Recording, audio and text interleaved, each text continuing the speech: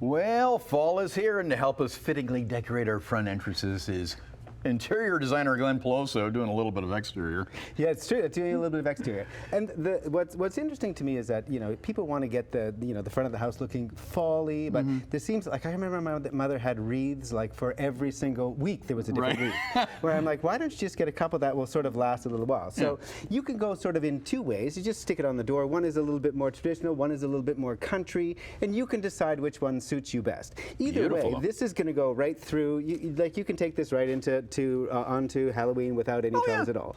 And all of the pumpkin things, they're like, I love this one just because it has sort of a neat organic sort of shape, and these other ones very contemporary looking. Yes, and stack them in front of the urn that's going to sit at the front door. Have a nice little jute mat where someone can clean their shoes. This one says grateful. And then when you need to go on to the next bit, it's not so difficult.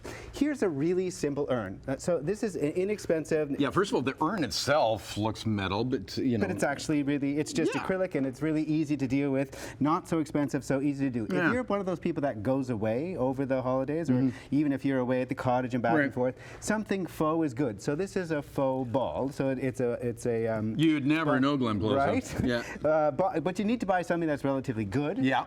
In order to make it look good. So this is just a where do you source those? So you can get them at any kind of greenery store, like any place that sells, that actually sells real flowers. You'll be able to find some fake ones as well. And this is a really decent. And that's a good hack too, because you can sort of blend in real flowers with the fake flowers. Absolutely. I mean, you can get them at Dollarama for crying out loud. Yeah. In fact, I've been caught doing that. That's right.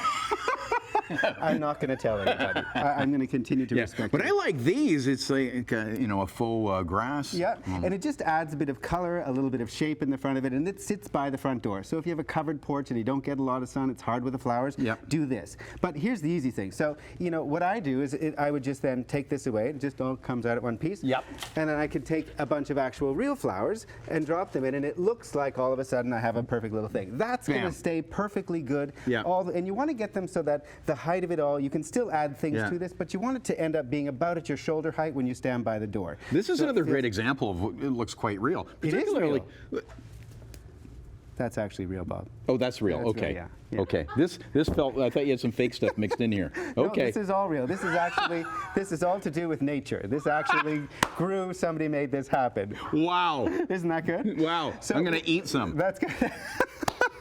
We'll have to see how you are after the show. But some of it is so authentic, though, and particularly, from the street view, you'd never know. You would never know. In fact, if people, if you touched it and still didn't know, so you can see how good some of the artificial ones are. Well, it has that feeling. Yes. Yeah.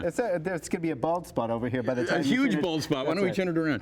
But so then when it comes time to get ready closer to Halloween, so I just take like a couple of things like this. Stick this in the boom, it's Halloween. And then put that, stick this into the middle of the whole thing, and then it's Halloween. So you don't have to spend tons of time, tons of energy, tons of money. Just switch them out and keep the same thing going along. So then when we go back over to here, I change this mat. I have a different one in here, and all of a sudden it's Happy Halloween. So I can keep that going right through the whole season, which is ideally what you want to do. Now we should mention, so that bowl that you pulled out here, okay, how much did you spend on this?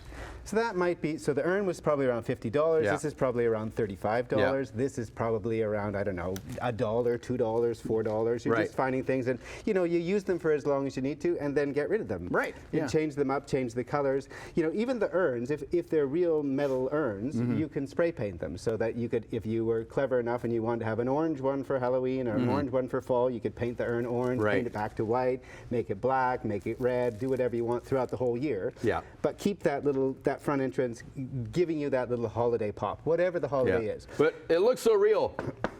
But it's not. It's not. Right? And then what I do, when it comes time for Christmas time, this is going to die away. By the time it gets cold enough, that'll be Brian's responsibility. Yeah. But, good job. Yeah. And then once you take that away, I would get rid of the soil. And we've only got 5 seconds left, so I'm going to give you the thumbs up on all of That's Glen so Peloso. great. High five.